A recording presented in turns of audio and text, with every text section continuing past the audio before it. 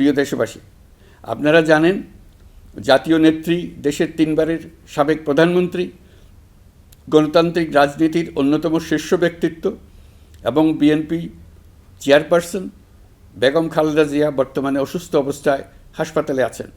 এই বিষয়টি আমাদের সকলের জন্যই উদ্বেগের বিষয়।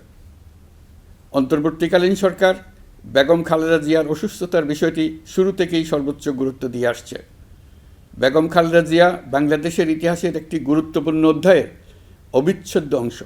বাংলাদেশের স্বাধীনতা, সার্বভৌমত্ব ও গণতন্ত্রের প্রতি তাঁর অবিচল অঙ্গীকার, দেশের উন্নয়নে তাঁর অবদান এবং তার প্রতি জনগণের শ্রদ্ধাময় আবেগ বিবেচনা নিয়ে সরকার ইতিমধ্যেই তাকে রাষ্ট্রের অতি গুরুত্বপূর্ণ ব্যক্তি হিসেবে ঘোষণা দিয়েছে।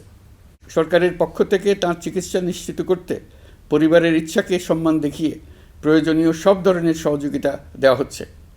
দেশে চিকিৎসার পাশাপাশি প্রয়োজনীয় বিদেশে উন্নত চিকিৎসার ব্যবস্থা সহ সব বিষয় বিবেচনায় রয়েছে। প্রিয় দেশবাসী, দায়িত্ব গ্রহণের পর অন্তর্বর্তীকালীন সরকার 3টি বিষয়কে সর্বাধিক গুরুত্ব দিয়েছে: জুলাই আগস্ট হত্যাকাণ্ডের বিচার, একটি জবাবদিহিমূলক ও কার্যকর গণতান্ত্রিক ব্যবস্থায় উত্তরণের জন্য রাষ্ট্র কাঠামোর প্রয়োজনীয় মৌলিক সংস্কার এবং একটি সুষ্ঠু নির্বাচন। জুলাই গণঅভ্যুত্থানকালে তৎকালীন ফ্যাসিস্ট সরকারের নির্দেশে সংগঠিত হত্যাকাণ্ডের বিচার কাজ যথাযথ আইনি প্রক্রিয়ায় এগিয়ে চলছে। ইতিমধ্যে ট্রাইব্যুনাল কর্তৃক একটা মামলার রায় ঘোষিত হয়েছে। আন্তর্জাতিক অপরাধ ট্রাইব্যুনাল স্বাধীন ও স্বচ্ছ প্রমাণভিত্তিক বিচার প্রক্রিয়ার মাধ্যমে দেশের ছাত্র, শ্রমিক ও সাধারণ জনগণের উপর নির্বিচার হত্যাকাণ্ডের প্রধান নির্দেশদাতা হিসেবে পতিত ফ্যাসিস্ট সরকারের প্রধান শেখ হাসিনাকে মৃত্যুদণ্ড প্রদান করেছে।